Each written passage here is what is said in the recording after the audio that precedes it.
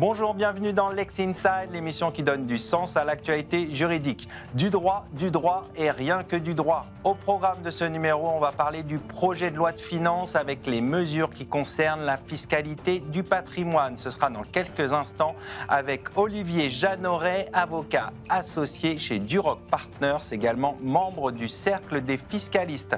On parlera ensuite politique et dialogue social avec Alexandre Lamy, avocat associé chez Arcis. Et enfin, on parlera d'aide d'État avec Karine Goulet-Nissen, avocate fondatrice du cabinet Ban Public. Voilà pour les titres. Lex Inside, c'est parti!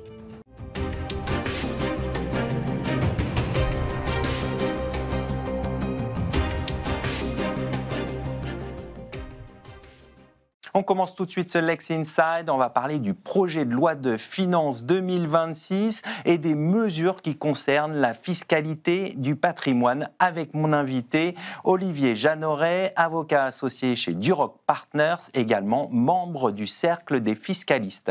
Olivier Jeanneret, bonjour. Bonjour Arnaud.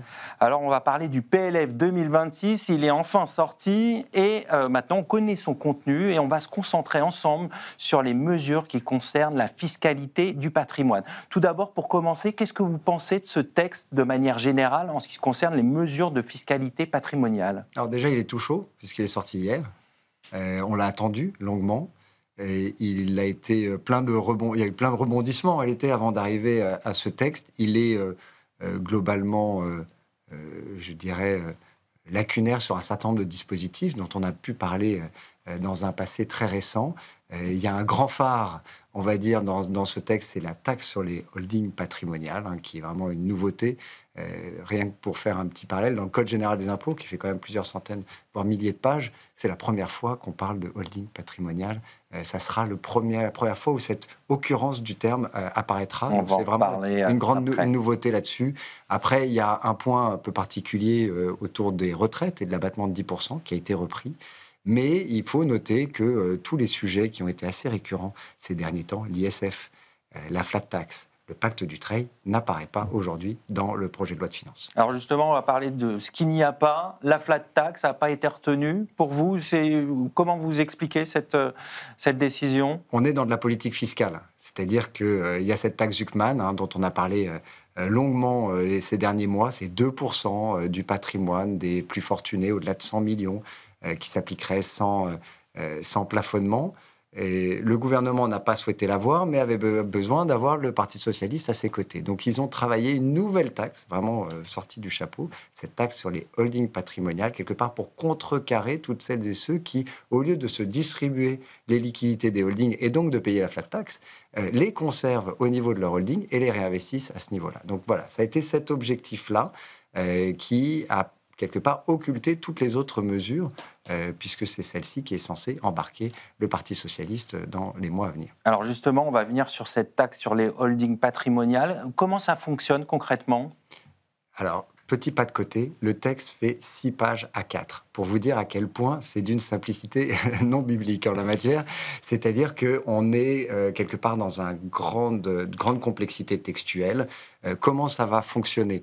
Ça va fonctionner, c'est si une holding est détenue à plus de 33% par une personne physique ou son groupe familial. Ça veut dire qu'encore une fois, ça n'est pas censé toucher toutes les holdings. On est vraiment sur la notion de holding patrimonial qui est très individualiste. Si cette personne-là est domiciliée en France, donc au sens du Code général des impôts, donc le fait de partir hors de France n'a pas forcément un impact sur ce texte, et qu'après cette holding a plus de 5 millions de bilan à l'actif de son bilan, et qu'elle génère plus de revenus passifs que de revenus actifs, sans que les revenus actifs soient particulièrement définis, dans ces cas-là, c'est une holding patrimoniale. On tombe dans le champ d'application du texte, 2%, on a gardé ce côté symbolique de la taxe Zuckman, 2% sur un certain nombre d'actifs. Et si on peut dire 2% sur un certain nombre d'actifs, c'est à peu près tous les actifs, moins quelques-uns qui sont identifiés, les actifs immobiliers affectés à une activité professionnelle et ce qu'on appelle, nous, communément, dans matière fiscale, les titres de participation. Donc, quand on détient plus de 5% d'une structure opérationnelle sous-jacente. Mais sinon, tout le reste a vocation à être soumis à cette taxe. Il y a des tempérances, il y a quelques minorations. Par exemple, la dette elle-même, sauf la dette immobilière, la dette n'est pas prise en minoration de la base taxable. Dit autrement, vous avez 100 millions d'actifs, mais vous avez 100 millions de passifs. Vous avez quand même une assiette potentiellement à 100 millions. simplifie. Donc voilà, c'est là où il y a quand même un certain nombre d'éléments qui vont devoir être précisés. Nous, ça fait 48 heures qu'on travaille, on va dire, vraiment minute par minute sur ce texte. On a nos clients au téléphone en la matière. Ils sont inquiets ? Alors, ils sont inquiets dans le sens où ils préféraient que cette taxe n'existe pas. Je dirais la plupart en sont à regretter l'ISF. Et je dirais même, en tant que technicien, l'ISF, on savait comment ça fonctionnait.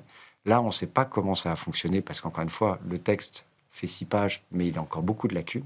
Donc, vous attendez des précisions de l'administration fiscale ? Il va falloir discuter avec l'administration fiscale, je dirais, une fois que le texte sera définitif. Et c'est important de le noter, c'est qu'on a un gouvernement aujourd'hui... Il va y avoir des débats parlementaires. Voilà. Et après, un gouvernement, on ne sait pas... Voilà, déjà, on a un gouvernement aujourd'hui, faut-il encore qu'il soit là le 31 décembre. 2, il a annoncé ne pas faire usage du 49.3, donc ça veut dire que ce texte a vocation à être complètement débattu à l'Assemblée. On sait que le RN avait un autre type de texte en tête. Horizon, LR, on avait encore un autre. Donc voilà, on est quand même dans des oppositions de style. Et après, faut-il que le texte soit voté au 31 décembre, parce que cette loi est censée s'appliquer, cette mesure, pour les sociétés qui clôturent au 31 décembre 2025. Donc si la loi n'existe pas, on sera forcément dans un décalage temporel. Et il faut garder aussi en tête qu'il y a un Conseil constitutionnel, il y a le droit de l'Union européenne. Je ne suis pas constitutionnaliste, donc je me garderai de conclusions hâtives en la matière, mais certains soulèvent déjà un certain nombre d'arguments pour justifier de la non-constitutionnalité d'un tel texte. Alors, restons sur le texte tel que déposé. La contribution différentielle sur les hauts revenus demeure dans le texte. C'est exactement à l'identique de ce qu'elle était cette année ? Exactement à l'identique, jusqu'à son paiement, c'est-à-dire que la compte de 95% qui doit être due au 15 décembre est maintenue. Il faut savoir qu'elle a été reconduite pour une année. Elle n'a pas été reconduite indéfiniment. Et là, l'année dernière, ils avaient fait un texte pour une année précise, c'est-à-dire que sans mesure, sans acte positif du Parlement, cette taxe tombe d'elle-même. Là, de la même façon, elle a été reconduite pour une année. Donc, il va falloir se reposer la question, avec tous les débats que ça implique, l'année prochaine, de savoir s'il faut la reconduire encore une fois ou pas.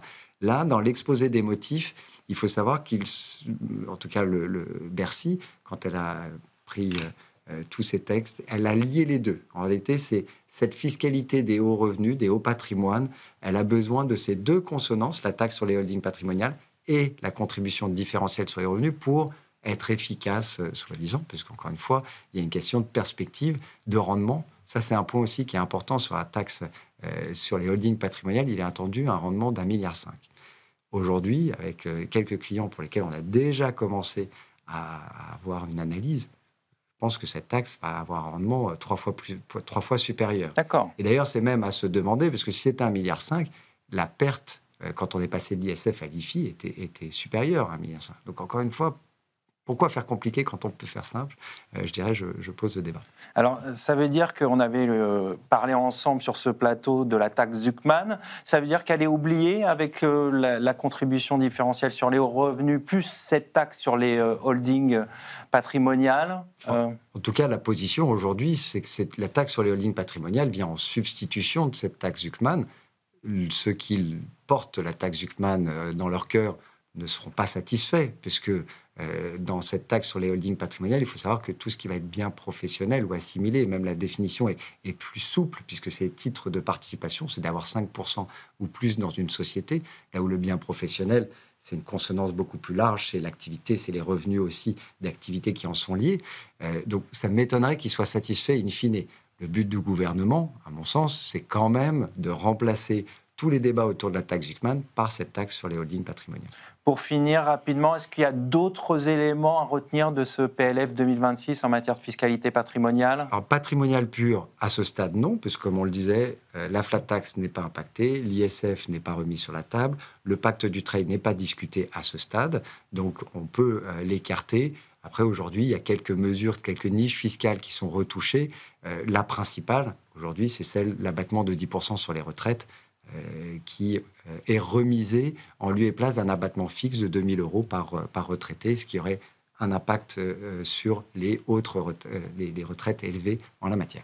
On va conclure là-dessus. Merci Olivier Jeanneret. Je rappelle que vous êtes avocat associé chez Duroc Partners, également membre du Cercle des fiscalistes. Merci Arnaud.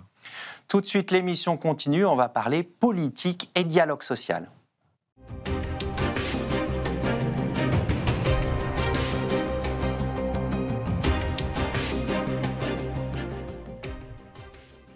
Tout de suite, on parle politique et dialogue social. Est-ce qu'on peut s'inspirer de la négociation collective dans l'action politique? On en parle tout de suite avec mon invité, Alexandre Lamy, avocat associé chez Arcis. Alexandre Lamy, bonjour. Bonjour Arnaud. Alors, on va parler un peu de politique et de droit social, de négociation collective plus exactement. Comment on peut s'en inspirer dans l'action politique? C'est vrai qu'on vit un moment qui est assez compliqué, où on a une succession de gouvernements qui tombent petit à petit et une vie économique qui subit les conséquences de cette action politique ou inaction politique. On va en parler ensemble. La première question que j'ai envie de vous poser, c'est comment vous expliquez une absence de méthode dans les réformes politiques? C'est un peu le constat que vous faites. Le constat que l'on fait, ou que je peux faire, c'est que la culture du compromis est peu présente dans notre mode de gouvernement. Et ça, je l'explique par trois raisons principales. La première tient à la bipolarisation des institutions de la Ve République qui conduit à imposer un phénomène majoritaire et donc une absence de dialogue et une absence de collaboration. Ça, c'est la première raison, la raison principale. L'on sait que les institutions de la Ve République ont imposé un régime parlementaire rationalisé, dans le cadre duquel le Parlement n'était et devait être le prolongement de la voie présidentielle. Donc ça, c'est la logique majoritaire. La logique majoritaire des institutions et du fonctionnement des institutions de la Ve République. La deuxième raison est liée à ce que Michel Crozier appelle le mal bureaucratique. De quoi s'agit-il ? Le mal bureaucratique, ça se traduit principalement par une absence ou des difficultés, en tout cas, à collaborer et à discuter, et par une société bloquée. Ça, c'est la deuxième raison qui, à mon sens, explique cette absence de culture de compromis. Et la troisième, qui est essentielle à mon sens, c'est cette culture hiérarchique de l'autorité verticale. De sorte à ce que le gouvernement, au sens générique du terme, de la société, dans tous les pans de la société, quel qu'il soit, est cloisonné, vertical.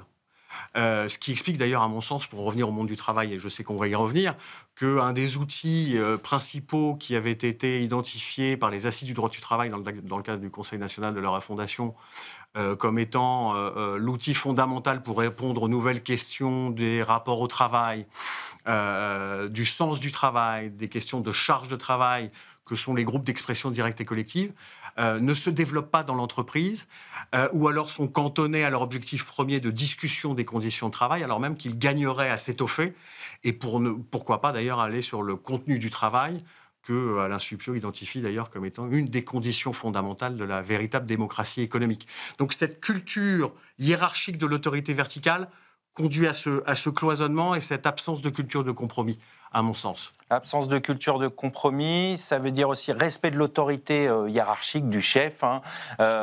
C'est un peu ce qui transparaît de ce que vous dites. Est-ce que, justement, on peut s'inspirer de ce qui se fait en termes de négociation collective pour changer un peu de paradigme et pour essayer d'impulser une action politique basée plutôt sur une culture du compromis? Oui. Pourquoi ? Parce que, on l'a vu dans le cadre des différentes réformes qui ont pu être prises en matière de droit du travail, l'accord collectif occupe aujourd'hui une place centrale. L'accord collectif, la négociation collective, est aujourd'hui le principal vecteur de création de la norme dans l'entreprise. On est passé d'une négociation qui était une négociation imposée, dans le cadre de laquelle les directions se contentaient de cocher des cases pour satisfaire l'obligation de négociation qui nous était imposée par le Code du travail. Donc une négociation qui était une négociation distributive, qui favorisait l'expression de postures dogmatiques centrée sur l'expression constante de revendications, à une négociation qui est aujourd'hui une négociation constructive. La politique sociale de l'entreprise, aujourd'hui, se fait dans le cadre de la négociation collective. Et comment on arrive à ça, justement ? Par le biais de ces différentes réformes qui ont fait de l'accord collectif la principale source de droit par rapport aux autres sources de droit du travail dans l'entreprise. Et fort de ce nouveau paradigme, les partenaires sociaux dans l'entreprise ont été contraints de se parler et ont été contraints de lâcher leur posture dogmatique. De la même manière, je pense que demain, cette tradition, en tout cas cette culture de polarisation et de radicalisation des postures et des comportements devra se taire. Et c'est ce qui a conduit, en lien avec cette montée en puissance des accords collectifs, à une montée en puissance de la loyauté dans la négociation dans l'entreprise, c'est-à-dire de la méthode. Ça veut dire quoi concrètement ? Parce que la méthode est définie par le Code du travail comme ayant pour objectif de définir les conditions de loyauté et de confiance mutuelle entre les parties pour que la négociation puisse se tenir. Et donc on a vu au fur et à mesure que le poids de la négociation collective augmentait dans l'entreprise, se répandre de plus en plus cette pratique de négociation et de conclusion des accords de méthode dans l'entreprise pour permettre ce dialogue social. Alors on n'a pas, dans le Code du travail, d'obligation générale de négocier de façon loyale et une obligation corrélative de rentrer en négociation et conclure un accord de méthode. Mais la pratique est de plus en plus importante, de sorte à pouvoir permettre cette négociation collective. Alors, les pratiques, elles sont assez simples, et elles sont issues à la fois des obligations spéciales que nous le Code du travail s'agissant de la loyauté, mais également des décisions de jurisprudence, absolument. Il s'agit de définir le calendrier des négociations, il s'agit de définir le lieu des négociations, les différentes étapes qui vont permettre à la négociation de se tenir. Il s'agit de définir les informations qui vont être nécessaires pour les parties pour négocier en toute connaissance de cause. Et pour vous, c'est pas ce qui a été fait avec le conclave, par exemple, si on Alors ça, c'était une négociation préalable par les partenaires sociaux avant une éventuelle traduction de leurs conclusions dans la loi.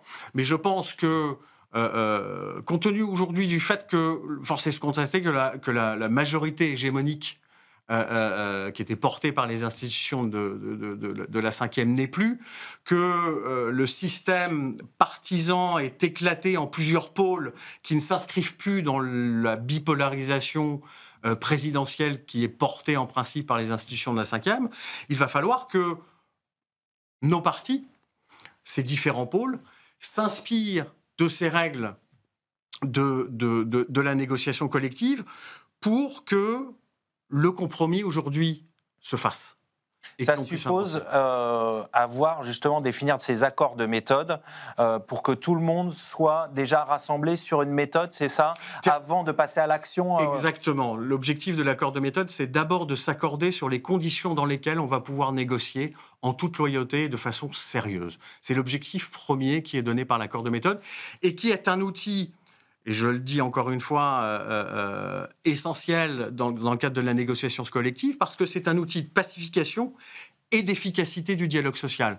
Pacification et efficacité qui sont autant d'objectifs fondamentaux auxquels vont devoir répondre les partis présents à l'Assemblée nationale, dès lors que les conditions aujourd'hui du compromis, en tout cas les éléments d'un système de compromis sont aujourd'hui posés. On va conclure là-dessus. Merci Alexandre Lamy. Je rappelle que vous êtes avocat associé chez Arcis Avocats. Merci. Tout de suite, on enchaîne. On va parler des aides d'État.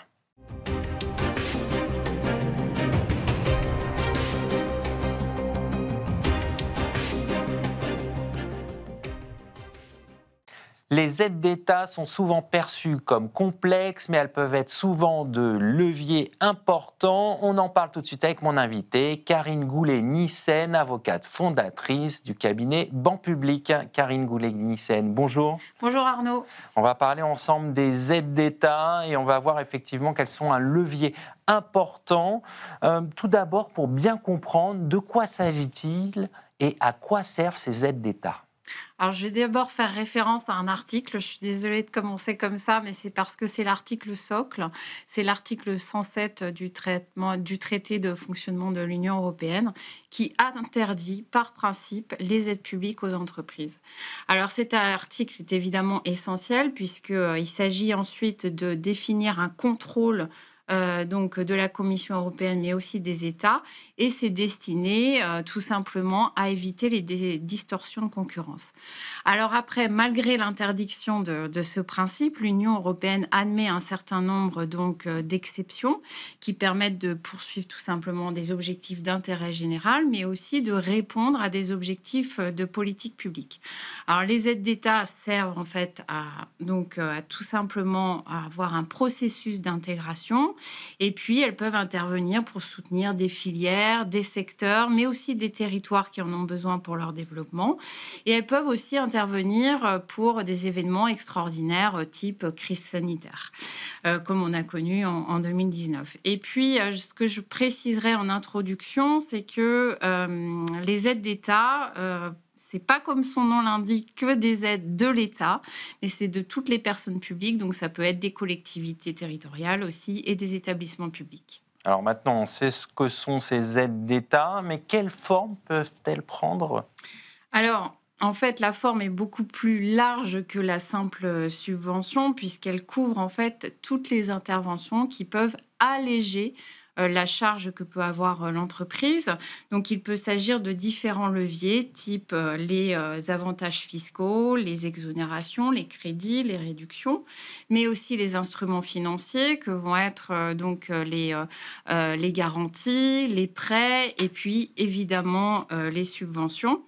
Alors, il y a eu un rapport d'une commission d'enquête du Sénat donc, qui a été publié il y a quelques mois sur les aides d'État aux grandes entreprises. Alors, que dit ce rapport ? Alors, ce rapport, en fait, il émet un certain nombre de préconisations pour avoir plus de transparence et d'information des citoyens sur les aides qui sont accordées. Et puis, il insiste beaucoup aussi sur la conditionnalité des aides. Je vous donne un exemple. Par exemple, sur les aides à finalité régionale qui sont sur certains secteurs, vous avez une obligation de ne pas délocaliser dans un certain délai. Et donc, évidemment, le Sénat a regardé comment étaient contrôlées ces conditionnalités et donc, il a émis un certain nombre de préconisations. Alors, moi, je m'arrêterai aussi sur un chiffre peut-être qui concerne plus là, les petites et moyennes entreprises. Par exemple, le FEDER, qui est le Fonds européen de développement régional, qui est géré par les régions, puisqu'elles sont autorités de gestion des fonds européens. Il est de plus de 9 milliards sur la programmation 2021-2027, donc au titre de la politique de cohésion mise en place par la Commission européenne. Donc c'est un levier important pour tous les acteurs d'un territoire. Donc on voit que c'est un levier important et pourtant on a l'impression que certaines entreprises ont peur d'utiliser ces aides d'État. Oui, alors effectivement, on peut dire qu'elles ont peur dans le sens où ça peut évidemment créer une certaine méfiance, tout simplement parce que la réglementation européenne peut être identifiée comme source de lourdeur et de complexité. Mais ce sur quoi je voudrais insister, c'est que si l'entreprise a de la méthode et de la rigueur, elle peut facilement accéder à ces aides et ça peut vraiment être un levier pour son développement. Alors, vous avez parlé du cadre juridique. Comment la Commission européenne encadre-t-elle ces aides d'État ? Alors, en fait, c'est un long cheminement que la Commission européenne a réalisé, puisqu'en fait, il s'agit à la fois d'encourager les secteurs, les filières, et en même temps, ne pas créer une distorsion de la concurrence. Donc, trouver le bon équilibre est évidemment compliqué. Donc, il y a eu beaucoup de décennies de textes pour arriver à trouver un bon équilibre. En tout cas, elle définit un cadre général, et ensuite, les États membres notifient un certain nombre d'aides qu'ils souhaitent mettre en place au niveau de leur territoire. Alors, on vient de voir le cadre. Comment les entreprises peuvent-elles être accompagnées dans ce processus ? Alors, les grandes entreprises, elles sont plutôt bien dotées de manière générale, puisqu'elles ont des équipes qui sont dédiées. Par contre, pour les PME, elles peuvent s'adresser aux chambres consulaires, par exemple, aux chambres de commerce et de l'industrie, aux chambres de métiers et de l'artisanat, mais elles peuvent aussi s'adresser aux collectivités territoriales et notamment aux régions qui ont la compétence développement économique et qui notamment définissent toutes les orientations sur le territoire au niveau économique par le biais du schéma régional de développement économique. Et enfin, vous avez les intercommunalités aussi qui jouent un rôle important dans les collectivités puisqu'elles interviennent sur tout ce qui est immobilier d'entreprise. Et enfin, il y a évidemment des cabinets conseils qui accompagnent les entreprises, qui font vraiment de l'accompagnement sur mesure et qui connaissent bien tous les régimes d'aide pour accompagner ces entreprises. Alors, on va poursuivre justement sur les régimes d'aide. Est-ce qu'il y a des aides qui sont prohibées ou des secteurs où il n'y a pas d'aide d'État ? Alors, on ne peut pas dire que par nature, il y a des secteurs qui ne bénéficient pas d'aide d'État. En revanche, la Commission européenne définit des priorités. Des priorités qui peuvent être notamment l'environnement. Aujourd'hui, on sait évidemment qu'il y a un certain nombre de politiques publiques en ce sens. Donc, en concertation avec les États membres, elle définit un certain nombre d'objectifs. Vous en avez aussi sur la culture. Vous pouvez avoir des régimes d'aide sur les aides au transport, aux aéroports notamment, aux ports. Donc, ça peut être des aides au fonctionnement et à l'investissement. Et puis, vous avez aussi des aides qui interviennent plus sur un territoire. Donc, ça va être les territoires identifiés dans le cadre de ce qu'on appelle les aides à finalité régionale. Donc, c'est un zonage qui se fait à la maille communale. Et sur ces territoires, on peut accompagner en particulier plus les entreprises que sur les autres territoires. Voilà, alors évidemment avec un certain nombre de conditions. Et peut-être que je donnerai un autre exemple qui est peut-être plus concret, par exemple sur les aides au fret qui interviennent dans les régions ultra-périphériques, notamment en Outre-mer. Et par exemple, vous avez des aides au surcoût liées au transport. Donc, ça permet aux entreprises qui ont besoin, évidemment, d'exporter, de bénéficier d'aides pour ces surcoûts liés au transport. Pour finir, est-ce qu'il y a un risque en cas de mauvaise utilisation de ces aides d'État par les entreprises concernées ? Oui, il y a évidemment un risque, parce que la Commission européenne est très, très vigilante au respect de ces règles. Donc, je reprendrai l'exemple du FEDER, parce que quand une entreprise bénéficie du FEDER, elle signe une convention d'attribution donc, de l'aide. Et dans cette convention, il est précisé qu'il peut y avoir, par exemple, un contrôle, donc un audit au niveau national et ou européen. Et ces audits, parfois, révèlent que le dossier a peut-être été mal instruit, en tout cas que l'aide n'a pas été versée comme il fallait. Et dans ces cas-là, effectivement, il y a une demande de remboursement de l'aide. Donc, ça peut donner lieu à des contentieux et ces contentieux sont évidemment un coup dur pour les entreprises parce que parfois, ça intervient aussi plusieurs années après avoir reçu l'aide qu'elles doivent rembourser l'intégralité ou partiellement l'aide perçue. On va finir sur ce risque de contentieux. Merci Karine Goulet-Nissen. Je rappelle que vous êtes associée fondatrice du cabinet Ban Public. Merci à vous. C'est la fin de cette émission. Merci de votre fidélité. Restez curieux et informés. À demain sur Be Smart for Change.